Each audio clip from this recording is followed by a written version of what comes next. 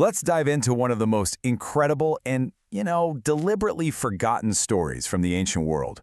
It's the story of an emperor who completely shatters our typical picture of what Rome was. Okay, just for a second, picture ancient Rome. What's the first thing that pops into your head? For most of us, it's a very specific and, let's be honest, a very familiar image. You probably see these towering, gleaming white marble statues, right? And emperors who, well, they all look pretty European. It's the image we've seen in movies and museums our entire lives.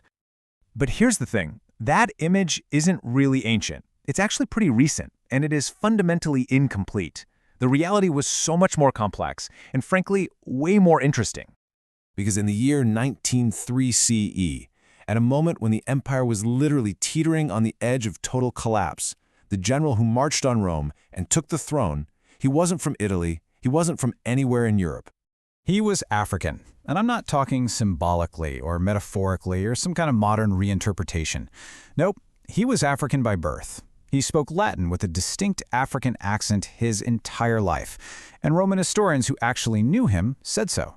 His name was Septimius Severus. So, you have to be asking, how in the world did an African general end up on the throne of Rome? Well, to get it, we have to go back to the moment the empire itself was literally for sale. We're talking about the absolute chaos of the year 193 CE, when Rome was just in a complete freefall.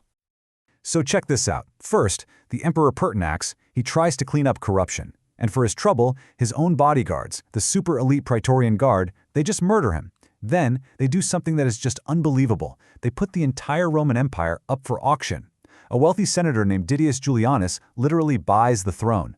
As you can imagine, this did not go over well with the powerful armies out in the provinces. The legions revolted, and 3 of their generals immediately declared themselves emperor. And among those 3 contenders was our guy, Septimius Severus. His story, though, doesn't start in Rome. It starts in a magnificent city on the coast of North Africa. Severus was born in a place called Leptis Magna, which is in modern-day Libya. Now, it is so important to get this mental picture right. This was not some dusty little outpost. It was not a backwater. Leptis Magna was a wealthy, urban, totally cosmopolitan hub, one of the great cities of the Roman world, unbelievably rich from the olive oil trade. And look, we don't have to guess about his identity. The evidence is about as direct as it gets. The Roman senator and historian Cassius Dio, and this is a guy who knew Severus personally, he described him, plain and simple, as Libyan by race. Not as an insult, not as some weird curiosity, just as a fact. I mean, his whole background tells the story. His father's family had Punic and Berber roots. These are the indigenous peoples of North Africa. He grew up speaking both Punic and Latin, and even after decades in the highest levels of Roman society, he'd never lost his African accent. He was a career military man who earned his power on the frontiers, commanding legions who were loyal to him, not to some corrupt politicians back in Rome. So when the empire went up for sale, Severus didn't bother making a bid. He marched. With his hardened frontier legions, he just moved on Rome to take what he believed was his, and he established a new order with some absolutely ruthless efficiency. He got to Italy first. And once he was there, he summoned the entire Praetorian Guard, the same guys who'd murdered the last emperor and sold the empire, and he ordered them to show up before him completely unarmed. They actually did it. They thought it was just some formality. Oh, they were so wrong. Severus had them surrounded by his own loyal soldiers, publicly shamed them for treason, and then he just disbanded the entire unit on the spot. And this is the crucial point. In one single move, Severus just shattered the centuries-old Italian monopoly on power in the capital. He created a brand new guard from his own loyal soldiers from the provinces. So for the first time, Rome itself was garrisoned by an army loyal not to the Senate, but to an African emperor. But how is this even possible, right? How could a provincial from Africa command that kind of power? Well, the answer lies in a simple fact that later history tried really hard to forget. Roman Africa wasn't on the edge of the empire, it was the engine. Let me just show you what I mean with one number. 8 months. What do you think that represents? That is how long the grain shipments from North Africa could feed the entire massive population of Rome, every single year. Egypt supplied the other 4 months.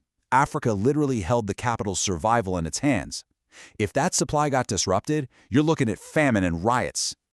And it wasn't just grain. African olive oil was the absolute lifeblood of daily Roman life. It lit their lamps at night. It was used in the famous bathhouses. It was the main cooking oil for hundreds of thousands of people. I mean, the scale here was industrial. Archaeologists have found literal mountains of discarded African oil jars in Rome's ancient ports.